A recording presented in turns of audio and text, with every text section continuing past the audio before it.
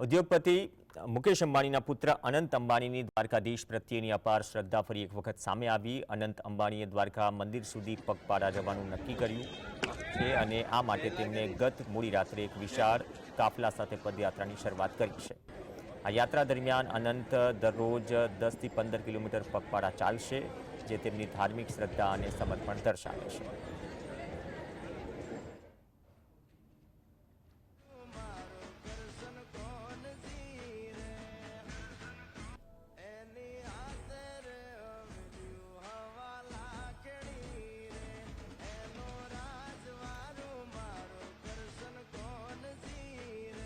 આ એ પગપાળાના દ્રશ્યો છે। મોડી રાત્રે સુરક્ષા વચ્ચે અનંત અંબાણીએ પદયાત્રા શરૂ કરી અને પગપાળા દ્વારકા દર્શે જગતગુરુ દ્વારકાધીશના ચરણોમાં શીશ નમાવશે।